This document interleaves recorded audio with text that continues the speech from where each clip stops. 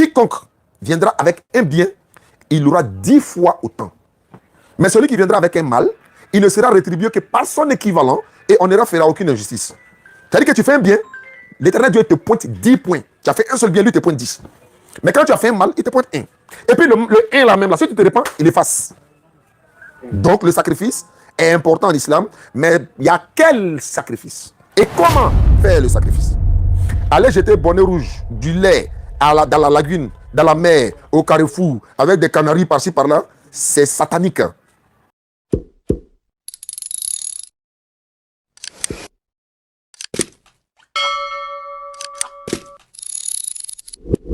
D'accord, vous êtes animiste. Oui. Ça veut dire que quelqu'un qui adore les fétiches. C'est ça. Ok, je vous écoute, mon frère Iri. Oui, au fait, si je vous appelle ce soir, tout d'abord, je voudrais vous remercier pour tout le travail que vous faites. C'est gentil, mon frère. Voilà. Et si j'appelle ce soir pour poser des questions, parce que j'ai décidé de prendre une voie. D'accord. Soit être musulman ou bien être chrétien. C'est clair. Et j'ai lu la Bible. Comme le Coran, nous, on ne comprend pas arabe. Mon sac là, ma tablette déjà. Des questions. Pour qu'on puisse être un peu orienté. Et ça, c'est ça? Et emprunter la bonne voie. Effectivement. Donc c'est ça qui me pousse ce soir à vous appeler à cette heure. D'accord. Voilà. Excusez-moi pour le dérange. Non, moi je suis un missionnaire. Même si tu m'appelles à 2 h du matin, si tu arrives à m'avoir en tout cas, tant qu'on parlera de l'éternel Dieu, je vais me réveiller pour parler de ça, Inch'Allah. Ok, mon frère Irie, vous m'appelez d'où d'abord? Je suis à Yamé. À Yamé? Oui. C'est vrai où ça va à Boisseau là? Oui, derrière Boisseau. Ok. Ok, il n'y a pas de problème. D'accord. Donc, je peux répondre déjà à la première question. Sachez que dans le Coran comme dans la Bible, le plus grand péché que Dieu n'est pas prêt à pardonner si la personne ne se répand pas, c'est l'associationnisme. Ça veut dire un animiste, par exemple, qui associe autre divinité à l'éternel Dieu. C'est-à-dire qu'il adore quelque chose qui ne peut lui faire ni de bien ni de mal. Qu'est-ce que je veux dire? L'éternel Dieu nous a créés. À un moment donné, même au temps de Abraham, la paix de Dieu soit sur lui. Ses parents, son père était animiste. Bon, il était idolâtre. Hein, il adorait les idoles et tout ça. À l'époque, il y a beaucoup de peuples qui sont passés, les peuples anciens qui sont passés. D'autres adoraient le soleil, la lune. Hein, voilà. Donc, mais l'éternel Dieu leur a dit, l'absolution n'est point destinée à ceux qui commettent des mauvaises actions jusqu'au moment où la mort se présente à eux. C'est en ce moment ils vont vouloir se repentir. Non plus pour ceux qui même me créent en Sourate 4, 18. Mais le problème, c'est quoi? C'est que Sourate 4, verset 46, 48 et 116 également, l'éternel Dieu ne pardonne pas qu'on lui donne quelqu'un associé. Mais à part cela, il pardonne à qui il veut. Mais celui qui se repent, même si tu as associé quelque chose à Dieu et que tu t'es repenti, il te pardonne. Voilà sa miséricorde qui est là. Selon la Bible, Deutéronome 5, le verset 7, il dit, ne vous prosternez pas devant des statues taillées, ni des représentations quelconques, ni dans les cieux, ni de la terre, ni sous la mer, car moi, Dieu, je suis un Dieu jaloux. Donc, il ne veut même pas qu'on le représente. Mais comme tu as été honnête, et tu l'as dit ouvertement, je suis animiste, mais quitter l'animisme, devenir musulman, ou encore aller dans une religion, c'est la chose facile. Parce que quoi? Tu es encore vivant, tu n'es pas encore mort, tu as le temps de te repentir. Et regardez par exemple l'histoire de la Bible, comme tu as cité la Bible, l'histoire de Lazare, dans la Bible, dans Luc chapitre 19, l'histoire de Lazare, qu'est-ce qui s'est passé? Lazare est mort, le riche est mort. En tant que le riche se comportait bien sur terre, mais il ne passait pas à Lazare. Quand ils sont allés dans le séjour des morts, là, qu'est-ce que le riche a dit? Quand il a commencé à voir la flamme du feu ou encore toutes les pressions, en tout cas toute la douleur, la souffrance qui était sur lui dans le séjour des morts, c'est en ce moment il voulait se repentir. Il dit à Abraham, au père Abraham, dit à Lazare de mettre sa main dans une goutte d'eau, bien dans l'eau, venir rafraîchir ma langue, parce que je souffre. Mais il n'a pas pu le faire avant sa mort. Il aurait pu se repentir. Mais Dieu ne lui a pas donné l'occasion de le faire. Disons, il n'a pas voulu le faire. Aujourd'hui, il est dans dans le séjour des morts. Et Abraham dit non, il y a un fossé entre nous. Donc toi, dans ton cas, étant donné que tu es animiste, le fétiche là, ça peut rien faire à quelqu'un. Il ne peut ni te sauver quand il pleut, ou bien quand il y a le feu. C'est toi qui sauves ton idole du danger. Or, l'idole est censée, toi, te protéger. Mais quand il pleut, c'est toi qui prends sa chaise, tu mets sur l'idole, ton fétiche. Quand le feu vient, c'est toi qui prends le fétiche pour enlever là-bas, pour aller le mettre ailleurs. Mais il faut le laisser, c'est lui qui doit te protéger, non? Normalement, quand toi tu dors là, le fétiche doit se réveiller pour bloquer le feu en même temps, le feu ne te touche pas. Alors que, donc, mon frère, voici un peu pour répondre à ta première question. En tout cas, si tu veux t'affranchir ce soir, moi je suis prêt à te répondre. Je t'écoute pour ta seconde question. D'accord. Ok, je voudrais savoir tout d'abord, est-ce que nous sommes en direct? Tu sais que moi, je fais tout en direct. D'accord. Mais est-ce qu'après, je peux recevoir pour réécouter? Avec plaisir. Quand tu vas finir, tu m'envoies ton numéro, tu me contactes sur WhatsApp. Moi, je vais t'envoyer le lien de la vidéo sur WhatsApp si tu as regardé. Sans problème. C'est pourquoi nous, on nous appelle rien à cacher. Il n'y a pas de... Voilà, on y va pour la... Donc, chez moi, ici, pour la première question, comme vous êtes déjà au deuxième. Voilà. Je voudrais connaître la définition de l'islam ou d'un musulman. L'islam veut dire soumission à la volonté de l'éternel Dieu qui s'appelle Allah. Le musulman, c'est celui qui se soumet à la volonté de Dieu. Donc, Allah, il nous parle de l'islam dans le Coran. Et chose intéressante, le musulman que nous sommes là, c'est Allah, l'éternel Dieu Allah, qui nous a appelés musulmans. Ça fait un. Ce n'est pas nous qui nous sommes inventés ce nom-là, c'est Allah qui nous a appelés musulmans. Allah dit dans le Coran, Inna dina inna Allah islam. Surat 3, 19. La religion acceptée d'Allah, c'est l'islam. Allah dit dans le Coran, Surat 3, 67, Ma kana Ibrahimu yahudiyan wala nasraniyan, walakin kana hanifa muslima, wa ma kana minal mushrikin. Allah dit dans le Coran, Al-yawma akmaltu lakum dinakum, wa atmamtu alaykum ni'mati, wa raditu lakumul islama dina. Tu vois, donc il nous cite, c'est lui qui nous a appelés musulmans, c'est lui qui nous a appelés musulmans, c'est lui qui nous a appelés musulmans. Donc, le nom de notre religion, c'est Allah qui nous a appelés. Notre manière de l'adorer, c'est lui Allah qui nous a dit comment il faut nous adorer. Parce qu'étant musulmans, nous ne nous inventons pas une manière d'adorer l'éternel Dieu. Même chez les animistes là, chacun a sa manière d'adorer son fétiche. Hein. Vous n'avez pas le même code. Vous n'avez pas le même code. Hein. L'autre l'appelle dit Zouzou là-bas, l'autre va dire Zaza là-bas. Alors que chez nous, tout le monde dit Allahu Akbar. Ça veut dire Allah est le plus grand. Maintenant, notre manière de nous prosterner, c'est Allah qui nous a dit de nous prosterner. Prosternez-vous, incline-toi avec ceux qui s'inclinent, etc., etc. Voilà pourquoi l'islam, c'est la religion que l'éternel Dieu Allah a donnée à Adam dans le jardin. Il dit à Adam, soumets-toi à moi, obéis-moi. Adam obéit, c'est l'islam. Soumets-toi à moi. Adam a désobéi sous l'emprise, sous la tromperie de Satan. Donc Satan l'a induit en erreur. Et dès que Satan l'a induit en erreur, il demande pardon à Allah, Allah lui pardonne. Automatiquement. Et puis, c'est Allah qui lui a donné les mots de repentance qu'il doit dire. Pour nous montrer qu'on peut commettre des péchés, mais quand on demande pardon à Allah, il nous pardonne, puisque la déjà doit pardonner à nos pères, Adam, et etc. Et puis, ce qui est bien, dans l'islam, c'est Dieu qui nous dit, Allah qui nous dit comment il faut le pardonner, et puis il nous pardonne. Qu'est-ce qu'il faut faire pour le pardonner? Il ne va pas te dire, va tuer pour les faux verser le sens une idole, comme vous le faites souvent. Maintenant, il ne va pas me dire encore, non. Il te dit, par exemple, répands-toi. De quelle façon? Non. Ce que je faisais par le passé, si je suis idolâtre, je ne vais plus jamais faire l'idolâtrie. Je prends l'engagement dans mon cœur, même pas aller dans une église ou encore à la mosquée pour aller dire devant l'imam. L'imam n'est pas notre Dieu. Le pasteur n'est pas notre divinité. C'est ton cœur qui va parler à l'Éternel parce qu'il entend les paroles cachées. C'est lui qui entend. Il est l'audient. Hein? Donc, l'islam, c'est la soumission à la volonté de l'éternel Dieu. C'est la seule religion d'ailleurs qui a été donnée par l'éternel Dieu. Pourquoi? Regarde par exemple, l'islam ne porte pas le nom de quelqu'un. Alors que toutes les autres religions portent le nom des individus. Mais comment Dieu crée sa religion et puis ça porte le nom de sa créature. Bouddha, bouddhiste. Judas, judaïste. Christ, christianisme. Branham, branhamisme. L'islam, soumission. On aurait pu dire Muhammadine. On va dire c'est la religion de Muhammad. On aurait pu dire Ismaélite. C'est la religion des Ismaélites. Non. Islam, soumission. Voilà un peu, deuxième réponse. Ok. Merci beaucoup. Et vous avez dit que la Sourate 3, le verset 67, qui est sur... Pour Abraham, là, Sourate 67. Sourate 3, verset 67. Ok, merci beaucoup. Maintenant, pourquoi vous priez en arabe? Les musulmans prient en arabe. Ça, c'est une très bonne question. Pourquoi nous prions en arabe? Nous prions en arabe parce que le Coran a été révélé en arabe sur un prophète arabe. Ça fait un. Pourquoi nous prions en arabe?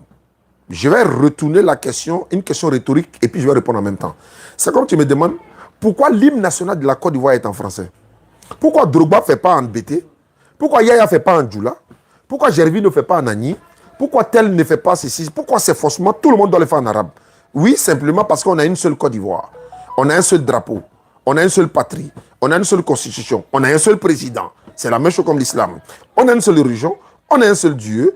On a une seule direction pour la prière. On a un seul lieu pour le pèlerinage. On a une seule langue commune pour la lecture et la prière. Voici pourquoi nous prions en arabe. Je vais aller plus loin.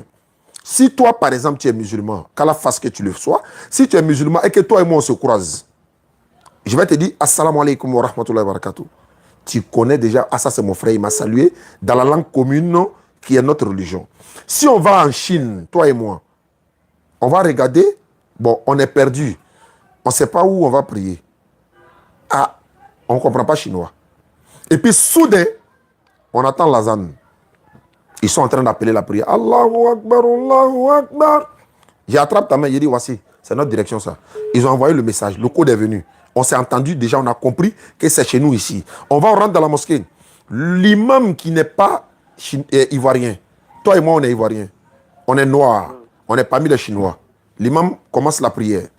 Il ne va jamais prier en chinois parce qu'il est musulman. Il va prier en arabe. Pourquoi? C'est une langue commune, ça nous unit. On a une seule langue, on se retrouve dans le monde entier, partout où on se trouve, c'est la même langue qui nous unit. Donc c'est pareil, par exemple, et également encore, si l'imam est en train de prier, par exemple, si l'imam, tu sais souvent dans nos prières, la lecture du Coran, il y a beaucoup de lectures qui se ressemblent. L'imam peut faire des erreurs, pas de sa faute. Si moi je suis derrière, que je connais bien le Coran, je peux automatiquement redresser l'imam et puis la prière continue. Et si l'imam est en train de prier, je ne souhaite pas, il peut s'évanouir, il peut mourir, il peut avoir un malaise. Bon, il est tombé. Nous, on est tous derrière. On fait comment? Non. C'est tous ceux qui sont derrière l'imam connaissent tous le Coran. Il y a un qui passe devant automatiquement.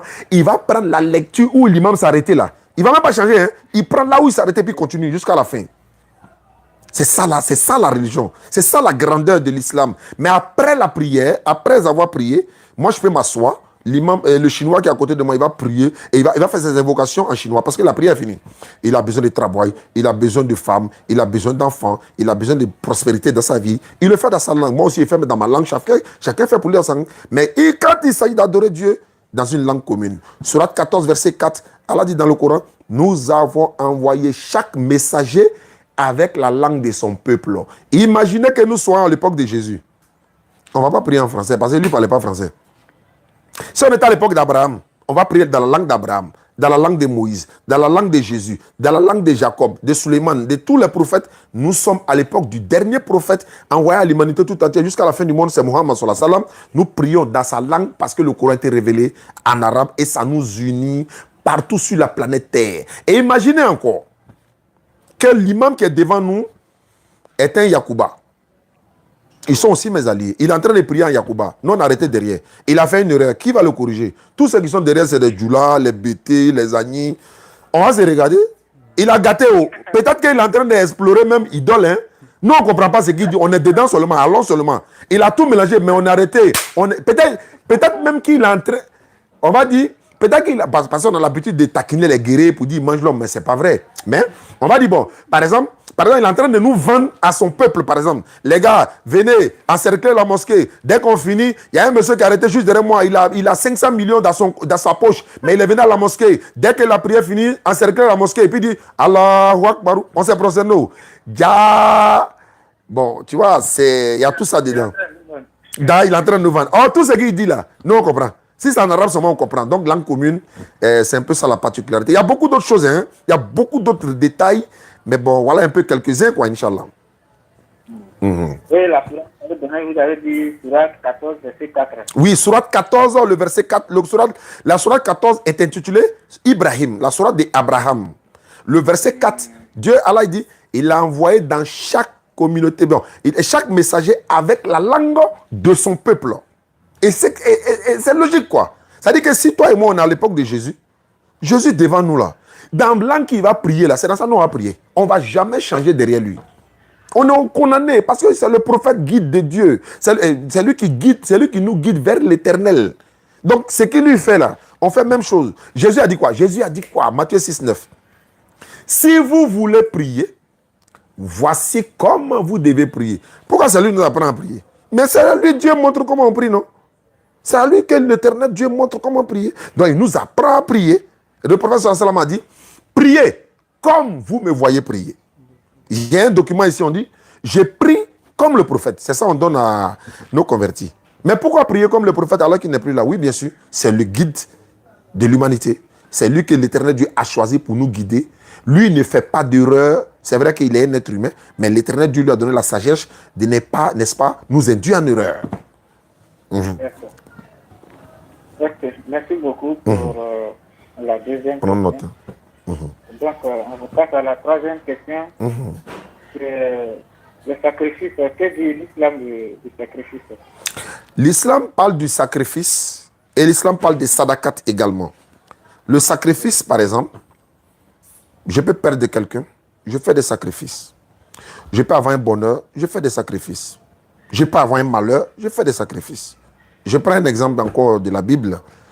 Jésus a dit à ses disciples, j'avais faim, vous ne m'avez pas nourri. J'avais soif, vous ne m'avez pas donné à boire. J'étais nu, vous ne m'avez pas donné et vous ne m'avez pas habillé. Les disciples sont étonnés, mais à quel moment tu as eu soif, tu as eu faim, tu étais malade, tout ça. Il dit, chaque fois que vous faites un bien à l'un de ces petits, c'est à moi que vous le faites. Ça veut dire quoi? Quand nous faisons du bien à un orphelin, l'éternel Dieu, il nous l'a recommandé. Il dit, donnez la nourriture aux orphelins, aux veuves, aux besogneux, etc. Mais c'est lui qui nous leur donne. Donc quand on fait du bien aux orphelins, l'éternel Dieu nous récompense avec le bien. Et regarde, le Coran dit, Sourate 6, verset 160. Quiconque viendra avec un bien, il aura 10 fois autant. Mais celui qui viendra avec un mal, il ne sera rétribué que par son équivalent et on ne fera aucune injustice. C'est-à-dire que tu fais un bien, l'éternel Dieu te pointe 10 points. Tu as fait un seul bien, lui te pointe 10. Mais quand tu as fait un mal, il te pointe 1. Et puis le 1 là même, là, si tu te répands, il efface. Donc le sacrifice est important en islam, mais il y a quel sacrifice? Et comment faire le sacrifice? Aller jeter bonnet rouge, du lait dans la lagune, dans la mer, au carrefour, avec des canaris par-ci par-là, c'est satanique. Ce n'est pas islamique.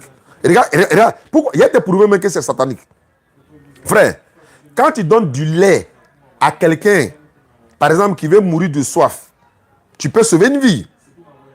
Oui. Et quand tu t'en jeté le lait là dans l'eau, tu sauves quelle vie? Tu t'en versé dans l'eau. Poisson boit pas lait. Alors, bon, maintenant, il y a des gens qui ont faim. Toi, tu prends 3 000 francs, 5 000 avec cori, avec galette, avec canari, tu t'en déposes au carrefour. Maintenant, les 5 000 francs là, si tu avais donné à une femme qui fait au moins 2 jours de popote avec ça, tu as gagné bénédiction. Tu as déposé au carrefour là, qui mange ça? Voiture vient monter dessus pour écraser, pour partir. C'est Satan qui est en train de nourrir au carrefour. C'est-à-dire qu'on t'interdit de nourrir quelqu'un qui a faim et puis va déposer au carrefour. C'est satanique, ça n'a rien à voir avec l'islam. Donc ce sont des sacrifices, mais qui n'ont rien à voir avec l'islam. Donc il y a beaucoup. Allez dans le Coran, Sourate 9, verset 60, les sadakas sont destinés aux veuves, aux orphelins, machin, tout ça. Donc ça fait partie de la zakat en islam. Et il y a un système en islam, on peut dire que c'est un sacrifice aussi. On appelle ça la zakat. Et regarde par exemple, l'islam impose, et c'est une obligation, pour ceux qui ont les moyens, d'enlever 2,5% de leur argent, de leur fortune, et puis donner à une nécessité. Imagine que tous les riches de la Côte d'Ivoire, tous les riches d'Afrique, tous les riches du monde fassent ce que l'islam a dit, il n'y aura pas de pauvres dans le monde entier. C'est l'islam qui donne ça. On dit, si tu as 100 milliards, ou bien, bon, toi tu as 100 millions comme économie. Chaque 1 million là, il faut en avoir 25 000 dedans. Chaque 1 million, tu en as 25 000, 25 000, 25 000. Et puis tu rassembles, tu viens donner à une personne qui est dans le besoin. Et cette personne-là, lui fait un commerce. Demain, lui, il a 100 millions, lui fait autant. Mais ça, c'est pour une personne. Hein. Mais imagine tous les riches le font. Ça éradique la pauvreté automatiquement. Et ça purifie ton argent. Merci beaucoup. C'est clair. On y va. Ok, merci beaucoup. Si nous sommes toujours dans le contexte du sacrifice, voilà, ceux qui portent les bagues de sécurité, les ceintures de sécurité, vraiment, tout ça, qu'est-ce que l'islam dit de ça? L'islam a répondu, c'est même pas petit, sommes le Coran. On va les écritures maintenant. Surat 3, verset 145. Voilà. Je peux même le lire directement, mais je veux qu'on lise directement. Surat 3. T'as de ma courant dans ton téléphone, quoi? C'est en arabe. Faut prendre version française. 145. On va voir les ceintures de sécurité, les bagues de protection, les etc. 145 dit quoi? Surat 145. Surat 3, verset 145. Aucune âme ne peut quitter cette vie sans la permission de Dieu et en dehors du terme fixé. Voilà. Personne ne peut mourir que par la permission d'Allah et au moment prédéterminé. Personne. Personne ne peut mourir si ce n'est pas par la permission d'Allah. Et puis c'est au moment qui a été déterminé pour toi. Pour dire que bague de protection, c'est 0. Ceinture de sécurité, c'est 0. Parce qu'il y en a qui n'ont pas porté ceinture de sécurité. Ils n'ont pas porté bague de protection. Il y a eu la crise en Côte d'Ivoire. Ils n'ont rien porté. Ils sont restés vivants. Maintenant, ceux-mêmes qui ont porté, il y a plein qui sont morts. Et quand tu le fais, tu places plus ta confiance à cette ceinture de sécurité qu'Allah. En fait, ça te met en confiance. Et tu n'as plus confiance en Allah. Tu as plus confiance sur la ceinture de sécurité. Et ça devient dangereux. En dehors d'Allah, voilà, personne ne peut mourir, personne ne peut faire du mal à quelqu'un si ce n'est pas la permission d'Allah. Et quand le moment arrive, quand le jour arrive ou le moment arrive, c'est fini. L'heure arrive. Allah dit dans le Coran, et personne ne sait si tel qu'elle terre, il va mourir. Papa Wemba est mort en Côte d'Ivoire, alors qu'il était venu à un concert. Alors, donc, certains sont morts dans des situations différentes. Ils n'ont jamais prévu. Toi, tu ne peux jamais dire, moi, je vais mourir ici. Ou en tout cas, sauf si Allah te fait miséricorde de ça. C'est-à-dire que tu es un homme de Allah, un homme de Dieu. Tu demandes à Dieu, je vais mourir ici. Comme par exemple, notre papa Moussa Fassi, on me disait comme ça qu'il a souhaité mourir à Médine. Et Allah a facilité, il est mort à Médine. Qu'Allah lui fasse miséricorde. Donc, voilà un peu. Personne ne peut mourir que par la permission d'Allah et au moment prédéterminé. Bague de protection, nous on ne porte pas, on n'en a pas besoin. Ce n'est pas, à ma connaissance, ça n'a rien à voir avec l'islam. En dehors d'Allah, aucune sécurité. Et d'ailleurs, comme je te disais tout à l'heure là, mais bon, imagine que bague de sécurité. Ok. Bague de sécurité, il y a des conditions.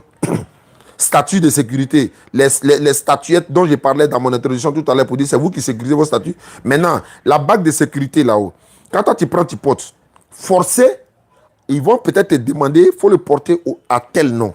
Il y a un code qu'on va te donner pour porter. Allah, lui, il n'a pas besoin de code. Allah, c'est Bismillah ar-Rahman ar-Rahim.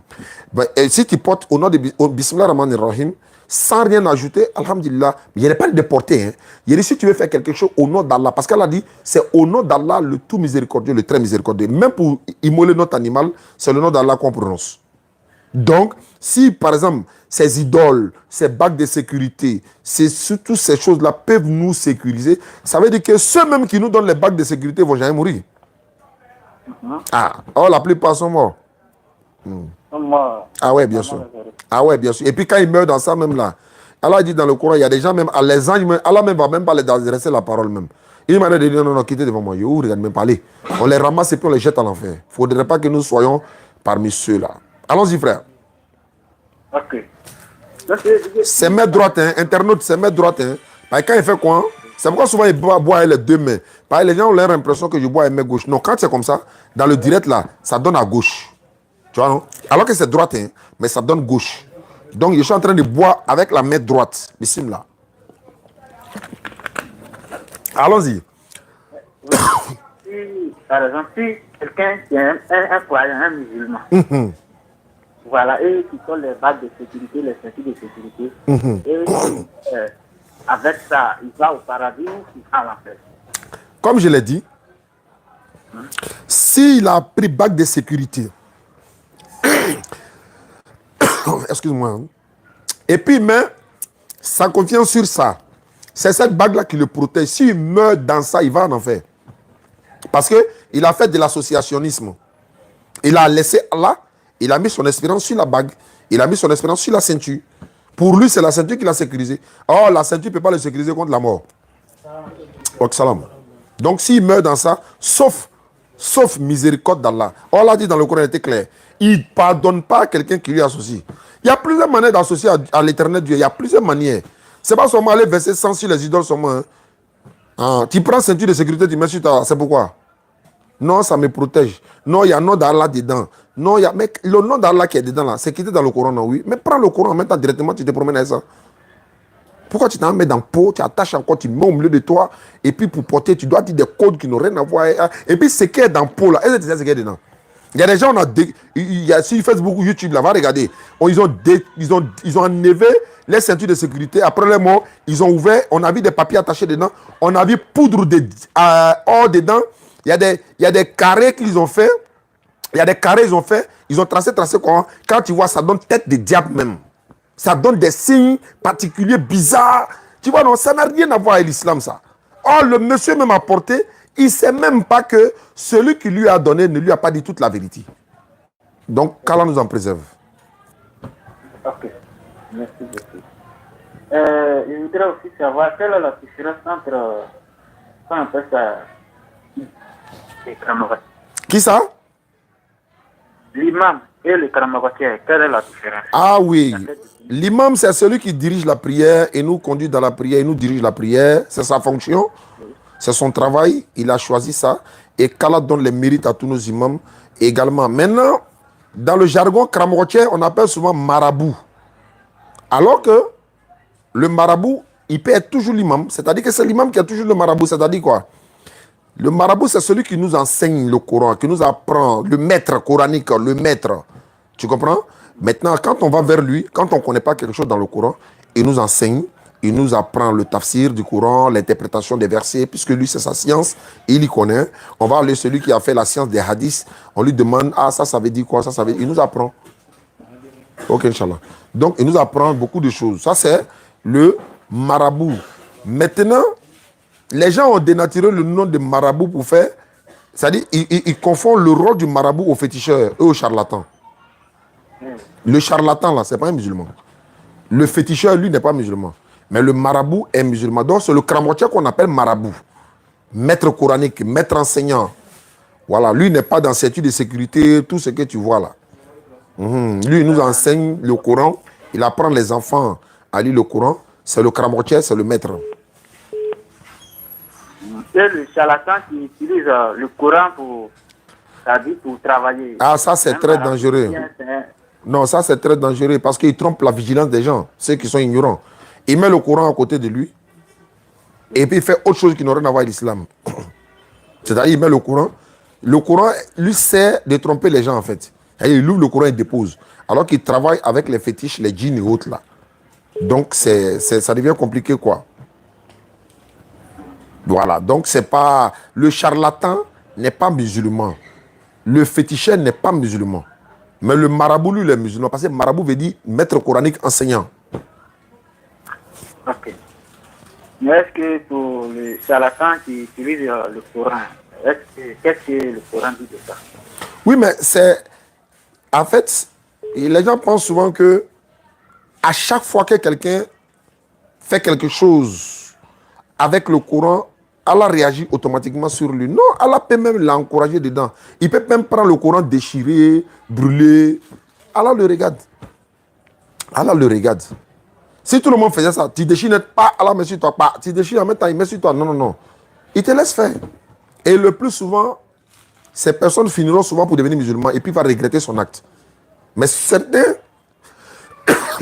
sont là, excusez-moi, certains sont là, ils mettent le Coran à côté et il fait du charlatanisme. S'il meurt dans ça, son jugement sera sévère. Parce que c'est comme de l'hypocrisie, il fait. Et il est en train de tromper les gens. Et souvent, quand il va chez lui, ceux qui vont chez lui, toi, tu t'en lui demander de régler ton problème. Il est assis dans une case. Il n'y a pas courant, l'eau rentre. Et lui va te rendre riche. Lui va te protéger. Lui va te donner bonheur. Et là, dans la condition même que lui-même l'est. En islam, on s'adresse à Allah directement, on se lève la nuit pour nous présenter nos problèmes. S'il veut, il règle. S'il veut, il ne règle pas. Et nous devons garder la patience et l'endurance. C'est ça l'islam. Ok. Et quelle est cette sourate qui peut soutenir ce qu'ils font? Ces personnes-là, non, c'est la sourate 5. Sourate 5, le verset 90. Allah dit, oh les croyants, le vin, les jeux de hasard, les pierres dressées, voilà, c'est eux. Les flèches de divination, c'est eux encore. C'est l'œuvre du diable. Écartez-vous-en.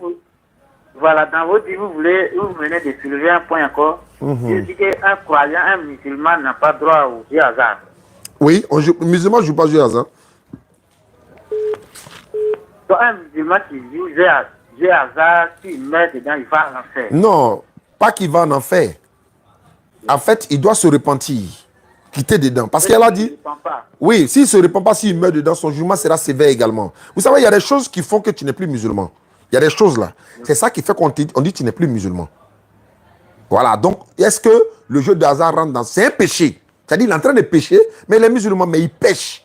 C'est un grand pécheur. Or, si tu meurs pécheur, tu vas en enfer. Mais l'idolâtrie là, tu fais l'idolâtrie, tu n'es plus musulman. Voilà. Mais quand tu joues de jeux de hasard, tu peux être musulman, mais tu es un pécheur grave même. Il faut que tu quittes dedans, tu te répands le plus vite possible, quoi.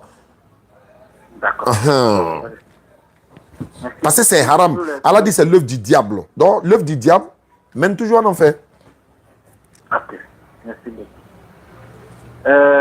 La quatrième question, si vous le voulez bien. Le travail que vous faites aujourd'hui, quel est l'exemple dans le Coran? Quels sont ceux qui vous ont précédé dans ce travail-là? Alhamdulillah, Rabbil Alamin, tous les prophètes étaient des daïs, des prédicateurs, des moudjahid, c'est-à-dire des prédicateurs soldats d'Allah sans armes, bien sûr. Sans armes, parce que quand on dit soldat, les gens ont peur déjà. Noé a prêché à son peuple, alayhi salatu wassalam. Allah dit paix sur Noé dans tout l'univers. Donc, paix sur Noé dans tout l'univers. Noé a prêché à son peuple 1000 ans moins 50, c'est-à-dire 950 ans. Imagine un peu. Nous, on est là, on fait quelque chose. Le prophète sallam partait dans les marchés même pour prêcher. Marché, il va dans le marché, il prêche. Tous les prophètes ont prêché à leur peuple.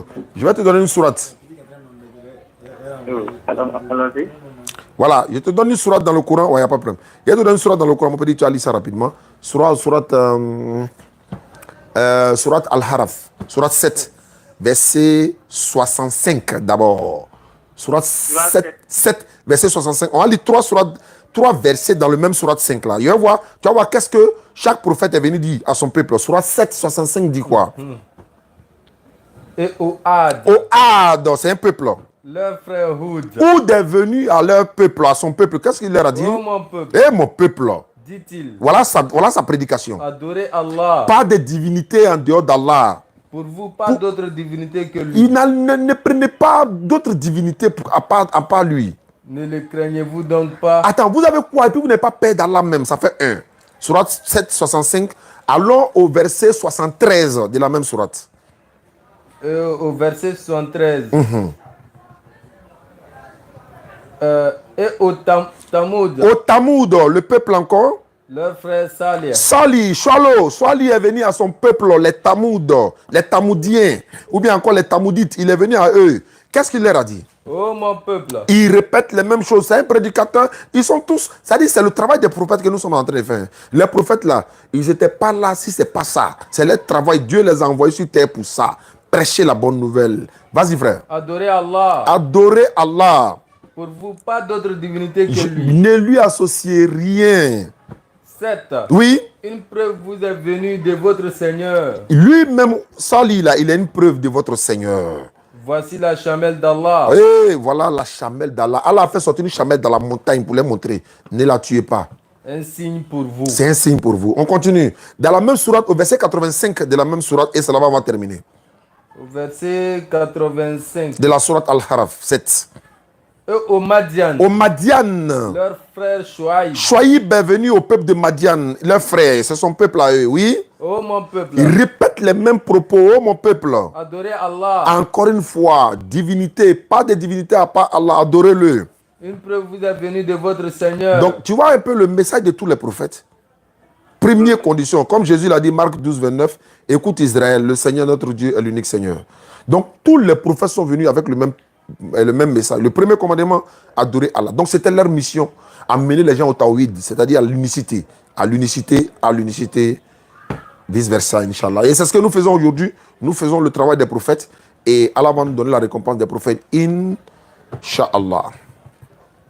Ok. Merci beaucoup, monsieur Yannick. Voilà. Comme ça, nous allons passer à la cinquième question.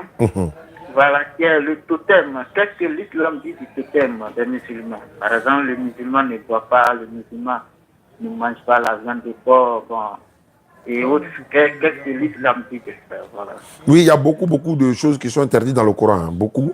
Mais Allah a parlé plutôt des totems et je crois, si ce n'est pas trop les autoriser. En fait, il a interdit, mais pas trop les autoriser. Mais ce que je vais dire, quelques-uns, par exemple, il a parlé, par exemple, de l'interdiction du porc, du viande voilà, du porc, des animaux qu'on a immolés au nom d'autres divinités, peu importe l'animal. Si ça a été immolé au nom d'autres divinités, c'est fini. Elle devient haram pour nous. Donc, voilà, l'alcool, on ne boit pas.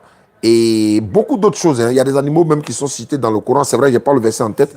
Mais il y en a plein, même les singes, par exemple. Voilà, donc il y a beaucoup d'animaux qui sont cités que nous ne devons pas manger. Et ça, c'est les recommandations de l'Éternel Dieu. Le médecin te prescrit les médicaments. Il te dit non, de ne pas manger huile, de ne pas manger sauce graine, de ne pas manger à loco. Il ne faut pas manger viande crue. C'est pour ta santé. Donc quand l'Éternel Dieu nous interdit ça, même quand c'est doux, on ne mange pas. Et là, par exemple, le porc est là, hein, mais il dit de ne pas manger. Mais pourquoi tu nous dis de ne pas manger? Mais il ne fallait pas créer en même temps. Oui, c'est pour voir l'obéissance des uns des autres. Mais il y en a qui s'entêtent, ils mangent bien. Mais nous, alhamdulillah, on obéit par la grâce d'Allah. Donc, il y a beaucoup d'animaux qui sont interdits. Et les animaux qui sont interdits également sont mentionnés. Même dans la Bible également, mais voilà. Il y en a beaucoup, mais moi je parle plus de l'islam. Donc, voilà un peu, Inch'Allah. Allah dit, toute nourriture était permise à Israël, sauf ce que Israël lui-même s'est interdit. Donc, ça, c'est un autre contexte, Inch'Allah. Okay. Et quelles sont les sourates qui nous démontrent cela? J'ai dit que je n'ai pas ça en tête actuellement, mais c'est mentionné dans le Coran en tout cas. Il n'y a pas de donc, en plus, voilà. Et comme ça, j'ai vu dans une de vos vidéos, vous avez dit que, qu'on appelle ça, Jésus a annoncé le prophète Mohammed dans la Bible. Bien sûr. Voilà. Je voudrais connaître les passages qui annoncent. Il y en a beaucoup, hein. Même pas forcément l'annonce de Jésus seul. Hein. Il y a le livre de Daniel 7,13 qui annonce le fils de l'homme de Daniel qui viendra, n'est-ce pas, vers la fin des temps. Voilà, qui... Daniel chapitre 7, verset 13. Bon, 10 à 13 si tu veux. On peut même remonter, mais pour dire que celui qui vient là, lui, sa religion est symbolisée par une pierre. Or, c'est l'islam qui est symbolisé par la pierre. Voilà, cette pierre-là, tu la coins, tu tombes. Si elle tombe sur toi, il t'écrase. Voilà, c'est cette pierre-là qui est venue frapper la pierre, le pied de la statue. Et puis elle a grandi, rempli toute la terre. Mais ça s'explique historiquement, quoi, en fait. Mais dans la Bible de Jean, chapitre 14, 16, Jésus a dit, moi, je vais prier le Père et il vous donnera un autre consolateur. Et également dans Jean, chapitre 16, versets 7 à 14, il dit, j'ai encore beaucoup de choses à vous dire, mais vous ne pouvez pas les porter maintenant. Mais quand le défenseur, celui qui doit vous aider, viendra, il vous conduira dans toute la vérité. Lui ne parle pas de lui-même. Il ne parle pas de lui-même, hein, mais il vous dira ce qu'il aura entendu de qui de la part de Dieu. Et puis vous annoncer les choses à venir. Et puis il va me glorifier. Mais Jésus le personnifie en fait. Voilà, donc c'est des pronoms personnels qu'il utilise à son encontre. C'est pour ça que quand les gens me disent, mais attends, il n'a pas dit Mohammed. Oui. Mais Jésus n'est pas mentionné dans l'Ancien Testament. Il n'y a pas de nom de Jésus dans l'Ancien Testament. De Genèse jusqu'à Malachie, il a 39 livres. Le nom de Jésus n'est mentionné nulle part. Mais les prophéties de Jésus sont mentionnées. Jean-Baptiste est mentionné dans l'Ancien Testament, dans Ésaïe chapitre 40, verset 3. Je suis la voix de celui qui crie dans le désert pour aplanir le chemin du Seigneur. Mais ça parle de Jean-Baptiste. Mais on n'a pas dit Jean-Baptiste. Donc quand on dit Mohammed, on n'a pas dit Mohammed. Pourquoi on dit c'est pas Mohammed? Mais les caractéristiques qu'on donne, ça colle sur Mohammed sallallahu alayhi wa sallam directement. Et puis quand les envoyés de Jean-Baptiste sont allés, on dit, es-tu le prophète? Es-tu Jean-Baptiste? Non. Es-tu le Christ? Non. Es-tu... Voilà, ils sont allés demander à Jean-Baptiste. Mais il dit, es-tu le prophète? Le prophète là, c'est qui? On dit, tu es le Christ? Non. Jérémie? Non. Es-tu le prophète Élie? Il dit non. Ou bien tu es le prophète? Bon, il n'est pas le Christ. Ce qui est Jésus. Il n'est pas Élie. Il n'est pas Jérémie. Maintenant, est-ce que tu es le prophète? Qui est le prophète? Sors-moi le verset là, s'il te plaît. Ça est dans Jean 1, verset 18, si je ne me trompe pas. On va trouver le passage là et puis on va te lire, Inch'Allah. Trouve-moi ça rapidement. Parce que... Il avait parlé du consolateur. Le consolateur. Voilà, trouve-moi ça. Le consolateur, c'est dans Jean chapitre 16, verset 7 à 14. Jean chapitre 16, verset 7 à 14. Voilà, quand le consolateur sera venu, il vous conduira dans toute la vérité. Bon, il vous conduit dans toute la vérité. Quelle vérité? Il ne parle... J'ai encore beau... Jésus dit... Cependant, je vous dis la vérité. Oui. Il vous est avantageux que je m'en aille. Il est avantageux pour vous que moi, Jésus, je m'en aille. Car si je ne m'en vais pas, Oui. le consolateur ne viendra pas vers vous. Oui. Mais si je m'en vais, Oui. je vous l'enverrai. Stop. Il dit, il faut que je m'en aille pour qu'il lui vienne. Ça veut dire, tant que Jésus n'est pas là, Jésus est là, celui qui doit venir là, lui ne vient pas. La condition pour qu'il vienne, il faut que Jésus s'en aille. Maintenant, supposons que c'est le Saint-Esprit, comme mes frères chrétiens le disent. Mais pourquoi Jésus dit, tant que je ne vais pas, il ne vient pas? Alors que quand Jésus était là, le Saint-Esprit était déjà là. Voilà. Mais le Saint-Esprit est là, non? Jésus ne parle pas de ça. Il dit, tant que je ne vais pas, il ne viendra pas. Mais si je m'en vais, je vous l'enverrai. D'autres vont dire, mais est-ce que c'est Jésus qui envoie? Ce n'est pas Jésus qui envoie, puisque Jésus lui-même a été envoyé. Maintenant, parlons d'abord, pourquoi Jésus dit, si je ne vais pas, il ne vient pas? Est-ce que, tant que Jésus est là, est-ce que le Saint-Esprit va être là s'il s'agit du Saint-Esprit? Parce que Jésus dit, tant que je ne vais pas, il ne vient pas. Donc, logiquement, il n'est pas là. Mais il se trouve que le Saint-Esprit est déjà là. Il est déjà avec Jean-Baptiste, avec Élisabeth, avec Zacharie, avec les disciples. Jésus même est né par le Saint-Esprit. Jésus tressaillit de joie par le Saint-Esprit. Lola est parti dans le mauvais chemin. Hein. Donc, la condition pour que Jésus s'en aille, et pour que le Saint-Esprit, il faut que Jésus s'en aille. Donc, le Saint-Esprit, d'ailleurs même, c'est dans Luc II et certaines versions qu'il a été utilisé, Saint-Esprit. Non, moi, il y a une Bible ici, il a dit quelqu'un d'autre. Et il a dit, non, il a dit celui qui doit vous aider. Il y a une autre Bible, mais il dit quelqu'un d'autre. À la unité, maintenant. Ça fait 2 fois le gars là m'appelle. Hein. Ouais. On m'a rechargé même ce matin, donc je vais l'appeler. Il y a 12 appels manqués. Attends, Bernard, c'est qui appelait au... Le numéro que j'appelais, c'est qui? 20h45. Non, c'est pas lui là. Il a raté le numéro. 01 là, c'est qui c'est lui là? Et quelqu'un est en train de m'appeler. Et aussi son tas de tiers. Allons doucement. André, c'est lui. 0143. Je vais lui demander. Il n'a qu'à se convertir. Parce que jusqu'à il ne s'est pas converti. Je l'ai reconnu. Il essaie de m'appeler. Il essaie de m'appeler. Qu'à la facilite. Hein. Bonjour, votre correspondant. Il faut prendre note, hein. C'est la formation. Parce que si tu es mort là, on peut mourir du jour au lendemain. Il faut que les enfants puissent prendre la relève. Libère la ligne, ça. C'est moi qui t'appelle. Bonjour. Alhamdulillah, Rabbil Alamin. Inch'Allah, qu'Allah facilite. Merci d'être connectés, hein, ceux qui nous suivent à travers le monde. C'est ça aussi la dawa. La dawa se fait partout. Moi, je suis toujours opérationnel. Donc, quand il rentre à la maison comme ça, là, mais il rentre en parastamol, il n'a pas qui j'ai peur que je suis en Angleterre, Canadien. C'est mon vieux père, il est représentant de la DDE en Angleterre, il s'appelle Doumia. Donc, voilà. Bonjour. Ça va aller, non? Ahmed Didat faisait la dawa, il a dit, ça me fait 40 ans que je fais dawa. Il dit, il le regarde, Achib Begbela, il dit, ça fait 40 ans. Il le regarde, il dit, bon, attends, c'est 40 ans, il fait dawa. En tant que nous, on n'a même pas encore fait 5 ans même. Ouais. Non, il est mort.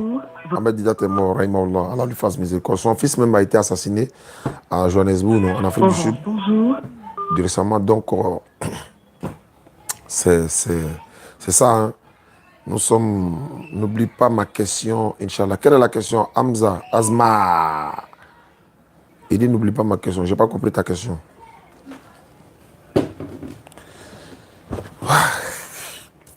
Il a raté 12 appels en absence. Tant de m'appeler. Non, j'ai pris... Bon, ouais. Ok. Il a lui posé la question de savoir pourquoi ça prend maintenant. Voilà.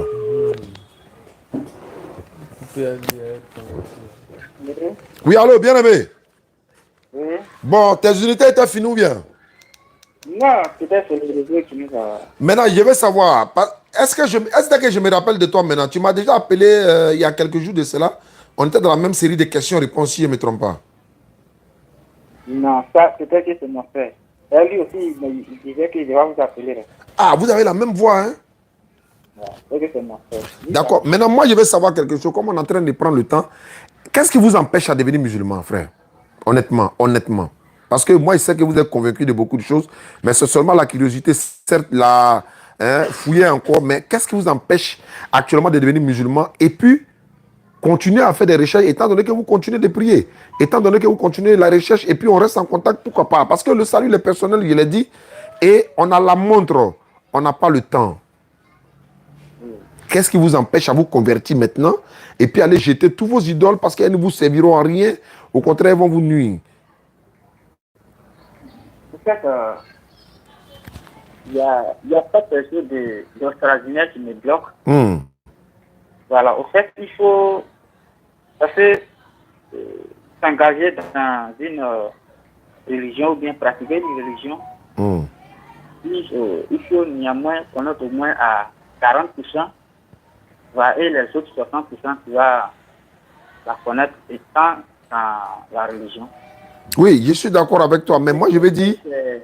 Et c'est le minimum que je cherche à savoir, voilà, sur l'islam, et si je peux m'en suivre. Oui, ce que je veux dire, ce que tu dis, c'est pas faux, non? Mais je jure par Allah, toi-même tu le sais que l'islam là, en tout cas peut-être qu'il y a des petits obstacles, sinon c'est la vérité. Ça c'est clair. Maintenant, comment affranchir le pas? Comment faire le premier pas là? Et c'est ce que je suis en train de vous dire. Vous faites le pas, vous vous convertissez à l'islam, les événements, sinon la suite des recherches là, ça va faciliter les choses. Parce qu'on peut mourir du jour au lendemain, on peut finir tout de suite depuis l'un de nous meurt. Mais on dira quoi? Moi je suis déjà musulman par la grâce d'Allah. Mais vous direz non, mais j'attendais j'attendais seulement un peu de près, mais c'est déjà trop tard. L'ange est déjà venu, il a pris, il a fait son travail, il est parti. Alors que si vous êtes converti et que vous faites les recherches, si l'ange vient vous prendre, vous serez déjà musulman. Inch'Allah, il y a beaucoup de chances même pour vous, par la grâce d'Allah. Mais si vous n'êtes pas musulman, vous mieux rentrer et puis continuer de chercher et que d'être dehors n'est pas rentré et le cas démarre, il s'en va. Vous vous levez le matin, c'est fini. Moi, c'est un conseil que je vous donne parce que vous regardez nos vidéos. Si vous nous appelez pour poser des questions, vous auriez pu appeler un pasteur, mais vous savez qu'il ne va pas vous dire la vérité. Il y a eu un pasteur récemment, il est en train de dire non, Dieu n'a pas interdit. Il a dit des trucs comme ça. Et puis, voilà, que ce n'est pas un péché. Donc, que ce n'est pas un péché. Donc, il a dit, bon, il n'y a pas de problème, ça c'est son problème, ça. Mais chacun a sa manière d'expliquer les choses. Mais nous ne jugeons personne, mais nous disons ce qui est écrit dans les Écritures et à chacun maintenant de voir ce qu'il y a à dire. Donc, moi, je souhaite que pour se convertir à l'islam, c'est quoi? 1, on n'a pas besoin de 5 francs de vous. 2, on n'a pas besoin de votre offrande, votre dîme, votre quoi que ce soit. Prenez ça, faites vos commerces. On vous encadre dans notre groupe WhatsApp pour vous apprendre à bien prier. On vous envoie le Coran en français, le livre, comment faire la prière, vous encadrez. Et puis, vous continuez de regarder nos vidéos, poser des questions. Même après votre conversion, on peut faire des émissions. On peut faire des émissions avec vous. Vous pouvez m'appeler toujours en direct. Et puis, on continue les réponses, questions-réponses. Mais à ce moment, vous êtes déjà converti. Parce que c'est le pas là, le petit pas là. Et si vous vous dites, bon, si je me convertis aujourd'hui, que dira ma femme, que dira mon voisin, que dira mes amis? Mais attendez, est-ce que c'est eux qui vont prendre ta place dans la tombe? Est-ce que c'est eux qui t'ont dit de venir poser des questions? Est-ce que tu n'es pas en train de chercher ton salut actuellement? Mais c'est ça qui est le plus important. Quelqu'un meurt aujourd'hui, sa femme ne va même pas dormir avec lui dans le même lit, au côté de son cadavre. Même dans la maison où il est mort là. Elle va dire elle va dormir dans une autre maison. Ce n'est pas de sa faute à elle. C'est la nature de l'homme. C'est comme ça l'homme, Dieu nous a créés. Voilà. Mais dans ce cas-là, la conversion en islam, tu n'as pas besoin de croire à la mort de qui que ce soit. Il suffit de répéter, il n'y a pas de divinité à part Allah. Mohamed est son messager et Jésus est son messager. L'idolâtrie est un péché parce que tu es un idolâtre, comme tu l'as dit. Mais donc, il faut qu'on ajoute ces choses-là dessus. Si tu ne l'étais pas, un païen, par exemple, qui ne croit ni à la religion, qui n'est ni chrétien ni musulman, lui, on lui dit de répéter, il n'y a pas de divinité à part Allah. Mohamed est son messager, ça s'arrête là. Mais quelqu'un qui est chrétien, après avoir dit Mohamed est le messager d'Allah, Allah est le vrai Dieu, on ajoute Jésus n'est pas Dieu. Maintenant, c'est quelqu'un qui est idolâtre. Après avoir fait Muhammad sallallahu alayhi wa sallam est son messager, on ajoute l'idolâtrie est un péché parce que c'est dans ça qu'il croit. Et puis c'est tout. La formule, tu répètes, c'est fini. En arabe, comme tu l'as dit, pourquoi en arabe? La langue prophétique, la langue commune. Et puis en français, la traduction. Pour que tu saches ce que tu as dit. Il n'y a pas de marmaille en islam. Ce que tu dis en arabe, là, on te répète, on te dit voilà ce que ça signifie. Il n'y a pas de marmaille. Non. Ah, tu sais, tu vois où je vais en venir. Il n'y a pas du nom de quelqu'un. Hein? Il n'y a pas du nom de quelqu'un. non. En tout cas. Monsieur Diano, merci beaucoup pour ce petit conseil parce que c'est très crucial. Merci beaucoup. Voilà, donc je pense que Dieu fera le reste comme c'est Dieu qui décide toutes choses. Voilà, on va mettre ça dans la main de Dieu et dans les pays qui vont suivre, peut-être que Dieu va nous donner la bonne formule. Moi, j'ai dit, est-ce que maintenant, là où on parle, là, qu'est-ce qui t'empêche? Tout de suite, là même, c'est de ça qu'il s'agit. Tout de suite, là. Ouais, qu'est-ce qui t'empêche? C'est-à-dire, les questions que j'ai sous la main ici ne sont pas encore... On n'a pas encore fini ces questions-là. Donc, si on finit les questions, tu seras prêt à te convertir. Si on finit les questions, tu seras prêt à te convertir? Non. Au fait, si on finit les questions, les différentes sourates que vous avez données, parce que je n'ai pas le Coran chez moi ici, peut-être que je vais télécharger et puis faire maintenant des recherches sur les sourates que vous avez données. Ok. Mais voilà, les jours qui vont suivre, et puis on verra la suite. Inch'Allah, il n'y a aucun souci. À Yamé, là même, bon, c'est parce que je ne sais pas comment envoyer le Coran en français là-bas. J'allais t'envoyer un Coran en français, un document, on appelle ça l'islam dans la Bible, et puis un autre document, on appelle ça mon amour pour Jésus m'a conduit à l'islam. Ça, ce sont des documents, c'est-à-dire, c'est tellement riche. Si tu lis ça, en tout cas, vraiment, ça va t'aider beaucoup. Mais je ne sais pas. Mais on verra. S'il faut expédier ça dans un cas pour t'envoyer, on va faire l'effort pour ça, Inch'Allah. Merci beaucoup à toi, mon bien-aimé. Je vais enregistrer ton numéro. Et puis, je vais voir s'il y a possibilité de te laisser expédier quoi. Gratuitement. Hein? Voilà, c'est gratuitement. On n'a pas besoin de que tu payes quoi que ce soit pour ça. Voilà. Bon, comme ça, les questions, il nous reste au moins 3. Bon, alors rapidement. Oui. Bon, la 7e question, c'est la position. Pourquoi les musulmans regardent souvent à l'est ou bien où le soleil se lève pour prier? C'est-à-dire une position initiale pour prier. Oui, effectivement. Nous étions au pèlerinage cette année, il y a le mois passé, Inch'Allah. Nous faisions face. Hein. L'Est regarde vers l'Ouest, Nord regarde vers le Sud, le Sud, le Sud. On se fait face parce que la Mecque, là, la Mecque, la Kaaba, c'est le centre du monde. Et nous faisons face. Nos intentions s'orientent dans le même lieu. Hein? Notre prière, nos pensées dans le même lieu. Hein? Nous avons la même divinité. Donc, on ne s'oriente pas vers l'Est, non. On s'oriente vers la Qibla. On s'oriente vers la Qibla, la direction des prières. En fait, ce n'est pas une religion désordonnée. Tout ce qui est ordonné doit être ordonné. Donc, on s'oriente.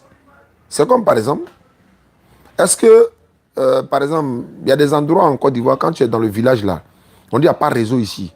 On dit qu'il faut aller sur la montagne là-bas, il y a un réseau là-bas. Tu t'en sur la montagne et puis tu captes le réseau. Donc, c'est une manière de dire, pour nous connecter à notre Seigneur là, on s'oriente vers, nous, tout le monde s'oriente vers une seule direction. Nos pensées, nos intentions, nos émotions, nos visages, tout. Hein, voilà. Donc, c'est pour ça qu'on s'oriente. C'est Allah qui nous l'a recommandé dans le Coran. Avant, on s'orientait vers la mosquée, la masjid de Qiblatain, c'est-à-dire la mosquée des deux Qibla, les deux orientations vers Jérusalem. Mais après, l'Éternel Dieu a changé et nous oriente vers la mosquée sacrée, la masjid al-Haram, qui se trouve à la Mecque aujourd'hui. Et Allah nous a... Et quand tu fais une prière dans cette mosquée, il a dit que ça fait équivaut à 100 000 prières dans les autres mosquées, si je ne me trompe pas. Donc, c'est la raison simple. Sinon, il n'y a aucune autre raison, en tout cas à ma connaissance. Voilà, pour que. Il n'y a pas de raison mystique derrière, je veux dire. Voilà. Une histoire d'idolâtrie, non, ça n'a rien à voir. Et quelles sont les sourates Ouais, Sourate 2, verset 144 et jusqu'à 149. Sourate 2, verset 40, 145 jusqu'à 149. Allah nous dit, ouais, c'était un changement difficile. Orientez-vous vers la Qibla, la mosquée sacrée. Sourate 2, la vache, verset 146 jusqu'à 150.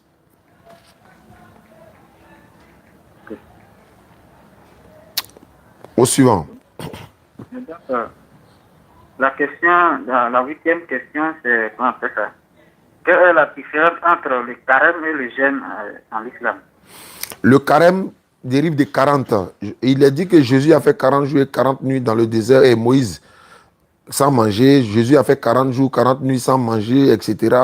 Donc carême. Et les musulmans ne font pas carême. Le plus souvent, c'est les catholiques qui font le carême. Mais voilà, voilà 40 jours. Nous, on jeûne 29 ou 30 périodes. Voilà, nous jeûnons des périodes. Une période de 30 jours. Donc, le jeûne est biblique même. Mais c'est les chrétiens, en tout cas, beaucoup de chrétiens font ce qu'on appelle le carême. Mais le musulman ne fait pas le carême. Et il n'y a pas de mois de carême chez le musulman. Il y a le mois de Ramadan. C'est le 9e mois du calendrier hégirien qu'on appelle Ramadan. C'est le nom. Voilà. Ce que nous faisons dans ce mois-là, on appelle ça le jeûne. Et en arabe, c'est Siyam. Non, on appelle ça, voilà, c'est le jeûne. Donc c'est 29 ou 30, bon, on va dire jours, mais ce n'est pas les jours, mais 29 ou 30 périodes que nous jeûnons. Donc, le musulman, ce n'est pas carême, il fait jeûne. Il jeûne, voilà, il jeûne, le mois de Ramadan. Donc il y a beaucoup de musulmans qui disent, il est en carême, hein. Nous, on était en carême. Non, il était en carême. Non, il n'est pas en carême. Il jeûnait. Il jeûne. Et le jeûne est bon pour la santé. Même la médecine a conseillé souvent de jeûner. Hier, comme ça, on a jeûné. Aujourd'hui, certains jeûnent. Chaque lundi et jeudi, beaucoup de personnes jeûnent. Voilà, c'est bon pour la santé aussi, quoi, parce que l'Éternel Dieu ne nous impose rien qui peut surpasser notre capacité, quoi. Voilà. Et quels sont les versets qui... Sourate 283, 186. Voilà. Oh, vous qui croyez, on vous a prescrit à Siyam. Comme on l'a... Sourate 2, verset 183 à 186. Mais c'est le 183 même, quoi. On vous a prescrit à Siyam comme on l'a prescrit à ceux d'avant vous. Ainsi atteindrez-vous à la piété. Jésus jeûnait. Jésus a dit, si vous voulez jeûner, ne faites pas comme les rabbins, voilà, ils jeûnent, ils s'en se fait voir, machin. Si vous jeûnez, voilà. Et il y a les disciples qui ont essayé de chasser les démons et ils n'ont pas pu. Jésus est venu, il a regardé, il a dit, non mais, ce sort de démons ne sortent que par les prières et le jeûne. Tu as vu? Ces gens de démons-là, on ne peut les chasser que par la prière et le jeûne. Donc, jeûner. La reine Esther, elle a dit, demain, c'est la nouvelle lune. Ça, c'est pour les fêtes. C'est la nouvelle lune. Je vais m'asseoir avec le roi pour manger avec lui à table. Et puis, elle dit, elle devait avoir, je crois, le roi David pour lui parler une situation. Elle devait jeûner d'abord. Et puis, après son jeûne de 3 jours, je crois, elle va lui parler. Et puis, en espérant qu'il va accepter. Et Zacharie a dit, il dit, même Marie, Dieu l'Éternel, Allah lui a dit de jeûner. Jeûne de parole. On peut jeûner parole, c'est-à-dire il ne parle pas. Marie a dit, je ne parlais à aucun homme aujourd'hui. Voilà, j'ai fait un jeûne de parole, c'est-à-dire qu'il ne parle pas. Voilà, Zacharie aussi a jeûné pendant 3 jours. Il a prié aussi également, voilà, pour que Dieu exauce ses prières. Et Jean-Baptiste aussi est né. Ok, donc comme le dit... J'ai pas compris. Voilà, comme le dit les chrétiens. Oui, oui. Les chrétiens, quand ils jeûnent, ils ne mangent pas, ils ne boivent pas pendant les périodes qu'ils jeûnent. Alors que les musulmans, pendant les 30 jours, ils mangent à 4 heures et à 18 heures. Voilà. Quelle est la différence entre eux, le jeûne et le musulman? Oui, mais c'est ce qu'on dit. C'est-à-dire que quoi? Le jeûne des musulmans, là, ce n'est pas concours de manger et ce n'est pas seulement la nourriture. C'est plus spirituel même. C'est pour purifier l'âme. Ça fait 1, 2. Savez-vous que ce n'est pas la nourriture seulement qui gâte le jeûne? Ah! Ce n'est pas la nourriture seulement qui gâte le jeûne. Quelqu'un peut être en train de jeûner et puis son jeûne est gâté. Il n'a pas bu l'eau, il n'a pas mangé. Alors que chez les chrétiens, ce n'est pas le cas. Alors que chez les chrétiens, je ne sais même pas si c'est le cas. C'est peut-être que si tu n'as pas mangé, peut-être de la nuit là, jusqu'à demain à l'heure comme ça. Oui, les gens peuvent le faire. Mais nous, notre jeûne a été prescrit par l'Éternel Dieu lui-même qui nous a donné ces recommandations-là. Et même, à quel moment il faut arrêter de manger, il nous dit. Quand vous voyez le fil noir du fil blanc du coucher, du lever du jour, que vous voyez la différence là entre le fil blanc, parce qu'en ce moment, il n'y a pas de montre, il n'y a pas, voilà, il n'y a pas tout d'électricité et tout. Donc, on regarde le fil noir du fil blanc, on voit la différence. C'est ce qu'on peut arrêter de manger maintenant. Et quand le soleil se couche, on arrête de jeûner, on va rompre le jeûne. Donc, quand quelqu'un jeûne, et puis, il y a des choses qu'il fait, ça gâte le jeûne. Il y a plusieurs critères qui gâtent le jeûne, en fait. Il peut t'évanouir, il peut éjaculer, hein? Il peut, par exemple, dire des perversités en sachant qu'il a jeûne, mais il fait exprès. Donc, il y a tout ça là qui gâte le jeûne. Voilà, donc la bouche jeûne, l'oreille jeûne, le nez jeûne, les yeux doivent gêner. Parce que ça ne doit pas regarder n'importe quoi. Hein? En un mot, tout le monde jeûne. Très bien, tu as tout compris. Donc c'est plutôt spirituel que manger, quoi, en fait. Voilà, donc c'est plus... Même quand tu jeûnes là, en fait, et puis le jeûne, ça vient te montrer que, frère, tu gagnes à manger matin, midi, soir. Toi, tu manges 24 heures sur 24, ou bien, non, 7 jours sur 7, tu gagnes à manger. Est-ce que tu sais qu'il y a des gens qui n'arrivent pas à manger une fois par jour? Comment tu dois le sentir? Tu vois comment tu as attrapé la faim, non? Tu vois comment ça fatigue, non? Tu ne bois pas, tu ne manges pas, non? Il y a des gens qui sont sur la terre, là, qui font ça pendant au moins un mois. Ils ne mangent pas tous les jours. Pour que l'Éternel va te montrer que faut dire Alhamdulillah, Rabbil Alamin, c'est-à-dire louange à Allah, qui, grâce à qui j'arrive à manger. Il y a des gens, même les riches, quand ils jeûnent, ils doivent comprendre qu'il y a des gens qui ne mangent pas. Il va connaître la souffrance aussi. Il y a tout ça là-dedans. Et en même temps, il peut y avoir trop de sucre dans ton corps. Il peut y avoir trop de sel dans ton corps. Il peut y avoir trop de graisse dans ton corps. Tout ça, ça diminue, ça équilibre. C'est comme un régulateur, quoi. Hein? Voilà. Un régulateur, ça régularise tout ton système et tout. Il y a beaucoup de richesses dedans. Même les médecins recommandent souvent des personnes de jeûner pour leur santé.